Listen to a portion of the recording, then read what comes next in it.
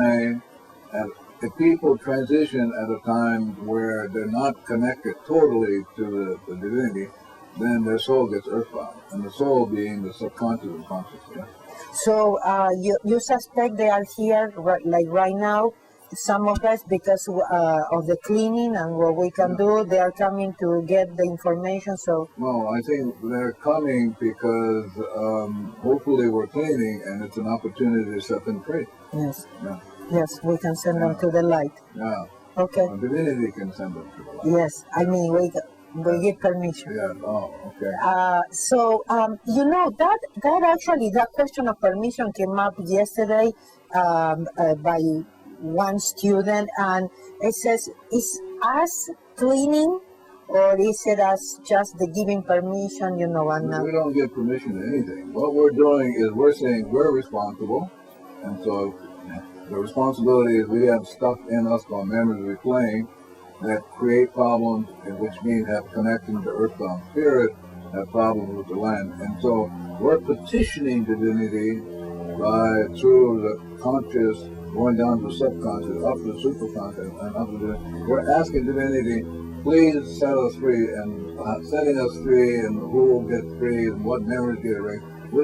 That's not our responsibility. That's divinity's. Now, when we say entities, some people call it ghosts. Would you say it's the same term, or in some cases could be ghost? Or I'm defining an earthbound spirit as one who is a soul consisting of a subconscious and conscious mind. Yeah. That is stuck here, that didn't go through. They didn't go because they were stuck in memories at that point. Okay. And so now you and I are doing the cleaning here. Well, at least I am, and so you can see things just move into the light, because I'm saying at this moment, and I'm only here to clean, is I would like to be responsible for whatever, so I can be free. Yeah. One day you told me, you guys clean for what you can see or what can experience. Yeah. If you would see what is around that you cannot see, then you would be cleaning. This is why you should be cleaning ceaselessly and non-stop. All the time. Because there's always stuff going on for which you're not even aware. 11 million unconscious stuff going, data going. So I'm always cleaning, drinking my solo water, doing the breathing, and I'm cleaning with the camera, with the place, and I have that sound. That's my only responsibility. Okay, since we are talking about entities and know that we can compare them, but could you tell us about a little bit about fairies?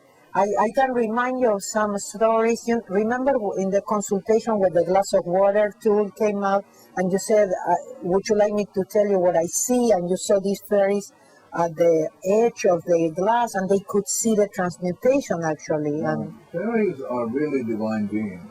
They're kind of like us, but they're not stuck in our stuff. So when we are 100% responsible and do the cleaning, they're happy because it lifts the darkness, and they get to see divinity more and more. So fairies are kind of divine beings like us, but they're not stuck in stuff that we hang around with. Yeah. Okay.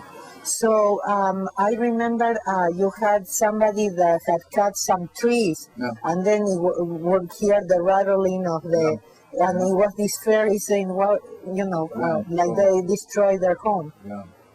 So when you're about to do something like cut trees, and hopefully you're inspired to do it, and you're not just doing it because the tree's in your way or something like that. But the trees, like these trees over here, house many, many beings, and part of those beings could be fairies. And so when we cut something, we actually throw people out of their homes, and so they get picked off. And so they're going to rattle your place because they're saying, "Well, you're kind of buzzed up. We're going to buzz you up." We had a case like that, and somebody actually had to say, "I'm sorry," to do the cleaning, and then it's done. But one should be moved by inspiration, not by... I remember you sharing about people maybe doing the cutting of trees without cleaning, doing that kind of jobs even, that then they had problems with their legs, remember, or their car having problems.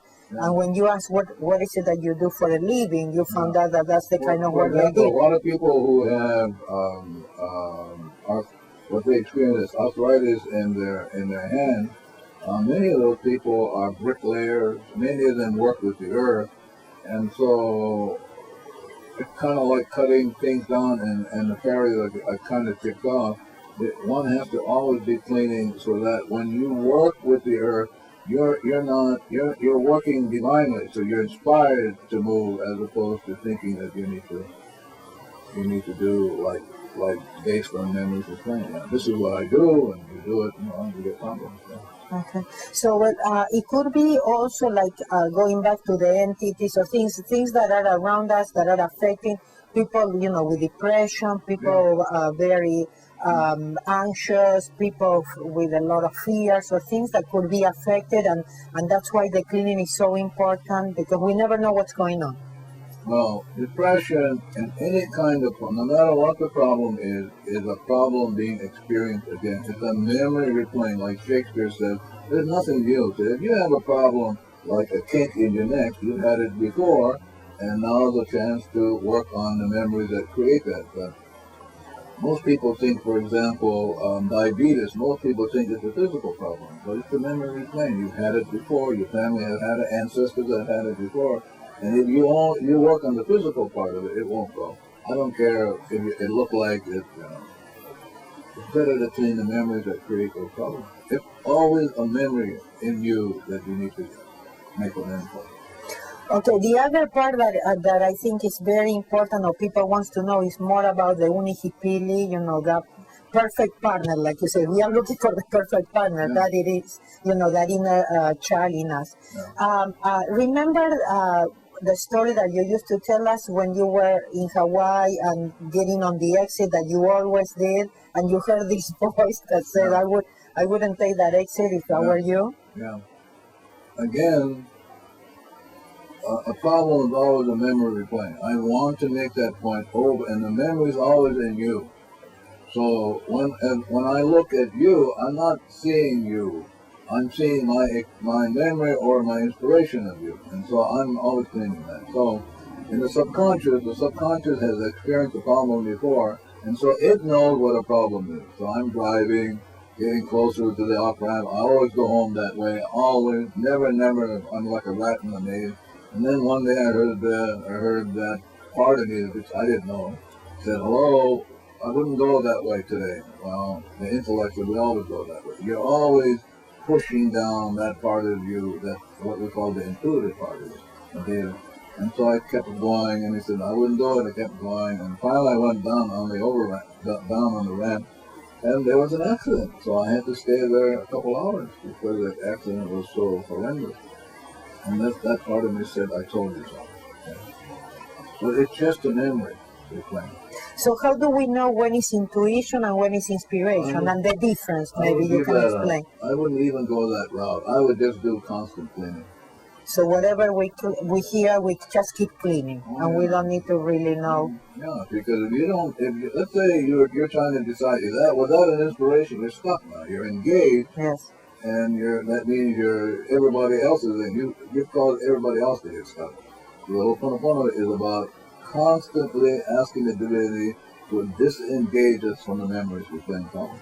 Okay, but in any case, for some people that sometimes are confused, what is the difference between intuition and inspiration? I would erase it. I would clean. So this is the way I would do it. I said, whatever's going on me that's replaying memories that I'm trying to figure out the difference between inspiration and memory, I love you, thank you, like with any of those things. Okay, but we could say that intuition is more of the memories and things that happen that will happen again? Intuition is memory in the subconscious, which is different from inspiration, because inspiration comes directly from God or from the infinite. Yeah. Okay. Anything that you would like to share with us that you think is important based on your experience and your years, the things that you see that we cannot see, or how God works, things that you've been amazed by? I know that we are always amazed by the way that God works. The solution to all your problems is cleaning. It's not thinking about it, not engaging, but clean, erase is the only purpose for which we're here. If we're willing to do that, then we can live with fun, live with inspiration. So can you tell me what your experiences have been? Well, I